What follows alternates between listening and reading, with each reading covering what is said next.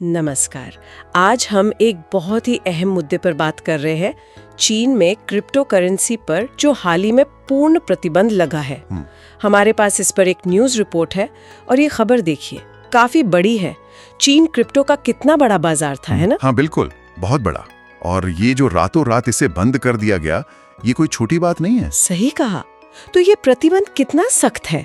मतलब रिपोर्ट क्या कहती है? देखिए, ये काफी व्यापक है। रिपोर्ट के हिसाब से अब चीन में आप किसी भी तरह की क्रिप्टो करेंसी मतलब रख नहीं सकते। अच्छा, रखना भी नहीं? हाँ, न रख सकते हैं, न ट्रेड कर सकते हैं, न ही उससे कोई लेन देन। सब कुछ पूरी तरह से गैर कानूनी। अरे बाप रे। और वॉलेट्स का क्या? वो भी रिपोर्ट बताती है कि सभी क्रिप्टो वॉलेट्स को फ्रीज करने के आदेश हैं। और माइनिंग, जो इतनी बड़ी इंडस्ट्री थी वहां, हाँ, माइनिंग तो बहुत होती थी चीन में, उस पर भी पूरी तरह से रोक लगा दी गई है। मतलब पूरी तरह से शटडाउन। ये तो वाकई एक बहुत बड़ा कदम है, जैसे दरवाजा ही बंद कर दिया हो।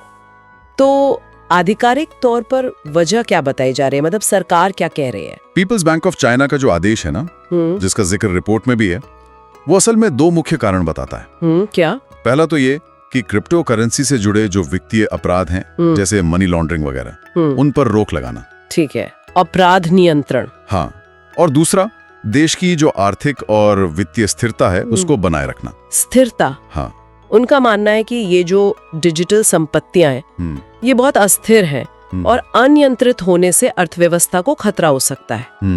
अपराध नियंत्रण और आर्थिक स्थिरता, सुनने में तो ये तर्क ठीक लगते हैं, लेकिन यहीं पर कहानी थोड़ी उलझ जाती है ना?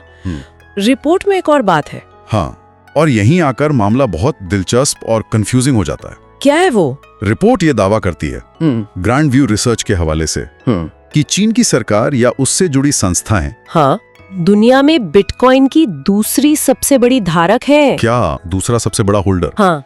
अब आप सोचिए, ये कितना बड़ा विरोधाभास है। अरे हाँ, मतलब एक तरफ तो आप पूरी तरह पाबंदी लगा रहे हैं और दूसरी तरफ आप खुद इतनी बड़ी मात्रा में वही चीज बिटकॉइन रखे हुए हैं। ये तो सचमुच हैरान करने वाली बात है। तो फिर क्रिप्टो बाजार के जो जानकार हैं, जिनका जिक्र रिपोर्ट में है, वो इसे कैसे देख रहे हैं? मतलब क्या चल रहा है? देखिए, जैसा कि रिपोर्ट में भी इशारा किया गया है, कई विशेषज्ञ यही मानते हैं कि चीन के जो कदम होते हैं ना, वो अक्सर उतने सीधे नहीं होते जितने ऊपर से दिखते हैं। मतलब कुछ और बात हो सकती है। बिल्कुल, इस विरोधाभासी रवैये के पीछे कोई गहरी रणनीतिक वजह हो सकती है। ये सिर्फ सतह पर दिखने वाली कहानी नहीं है। हो सकता है वो निजी क्रिप्टो को खत्म करके सरकारी नियंत्रण बढ़ाना चाहते हो। अच्छा, या फिर ये भविष्य की किसी बड़ी योजना का हिस्सा हो।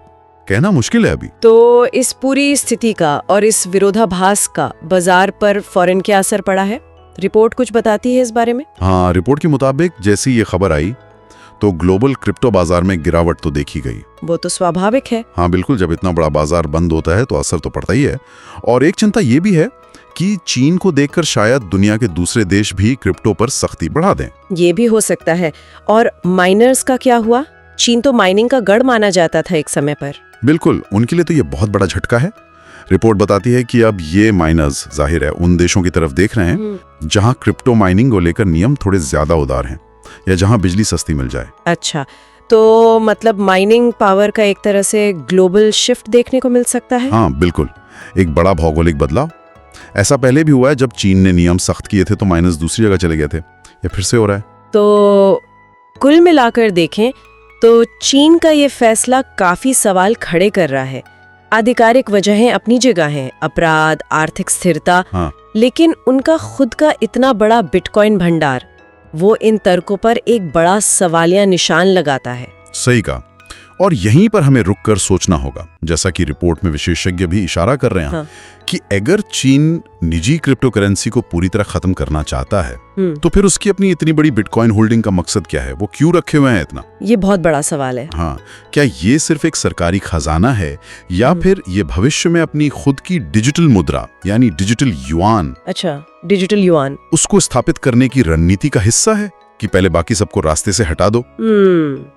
ये एक संभावना है। या फिर ये किसी ऐसी बड़ी वैश्विक डिजिटल संपत्ति रणनीति की ओर इशारा है जिसके बारे में शायद अभी हम अंदाजा भी नहीं लगा सकते। तो कई संभावनाएं हैं। हाँ, ये एक ऐसा सवाल है जिसका जवाब शायद हमें आने वाले समय में चीन के अगले कदमों से ही मिलेगा। ये सोचने वाली बात है।